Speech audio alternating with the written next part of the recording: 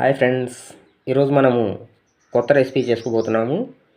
కొత్త రెసిపీ వచ్చేసి కోడిగుడ్డు పచ్చడి.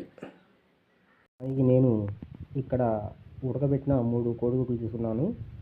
తర్వాత వచ్చేసి మనకు మెయిన్గా కావాల్సింది తెలుసు కదా, మసాలా. తర్వాత కొంచెం జీలకర్ర తీసుకున్నాను. ఓకే ఫ్రెండ్స్, ఇక్కడ చూడండి, నేను తీసుకున్న కోడిగుడ్లని ఇలా పీసెస్గా కట్ చేసుకున్నాను. ముందుగా ఫ్రై చేసుకోవడానికి మనకు వీలుగా ఉండేట్టుగా ఇక్కడ మనం ఆయిల్ తీసుకున్నాము. ఇప్పుడు మనం ఈ ఆయిల్ కాగిన తర్వాత కోడిగుడ్ల పీసెస్ ఉన్నాయి కదా, అవి మనం ఇందులో ఫ్రై చేస్తాం. ఓకేనా ఫ్రెండ్స్? ఓకే ఫ్రెండ్స్, ఇక్కడ ఆయిల్ కాగింది. ఇందులో నేను కోడిగుడ్డు పీసెస్ తీసుకొని వేసేసాను. ఇప్పుడు మనం వీటిని కొంచెం ఆ ముక్కలు గట్టిపడేదాకా మనం ఫ్రై చేసుకోవాలి. ఒక 2-3 నిమిషాలు, ఒక 5 నిమిషాల దాకా పడుతుంది. తర్వాత మళ్ళీ మనం ప్రాసెస్ స్టార్ట్ చేసుకోవచ్చు. ఓకేనా ఫ్రెండ్స్? ఇప్పుడు కొంచెం అవి ముక్కలు గట్టి పెట్టినట్టున్నాయి. ఇప్పుడు ఇందులో నేను కొంచెం పసుపుని యాడ్ చేస్తున్నాను.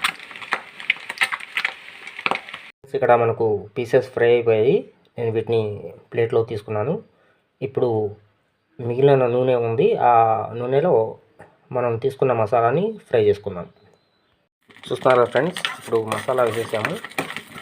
దీన్ని ఒక 5 నిమిషాలు ఫ్రై చేసుకున్నాము. ఫ్రై చేసుకున్న తర్వాత ఇందులో ఇందాక మనం జీలకర్ర తీసుకున్నాం కదా, ఆ జీలకర్ర కూడా వేసేస్తున్నాను. ఓకేనా ఫ్రెండ్స్? ఇప్పుడు ఇక్కడ మనం ఇందులో ఇందాక ఫ్రై చేసి పెట్టుకున్నాం కదా ఎగ్ పీసెస్, వీటిని ఇందులో కలుపుకుందాం.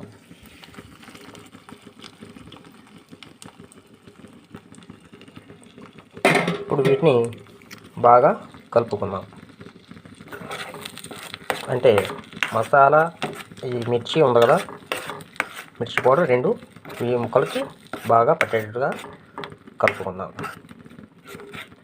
ఇలా ఒక 5 నిమిషాలు కలుపుకొని పక్కన పెట్టేస్తే, ఒక 5 నిమిషాలు ఉడికిన తర్వాత మనకు కావాల్సిన, అంటే సింపుల్గా కోడిగుడ్డు పచ్చడి ఎలా చేసుకోవాలో అలా అన్నమాట.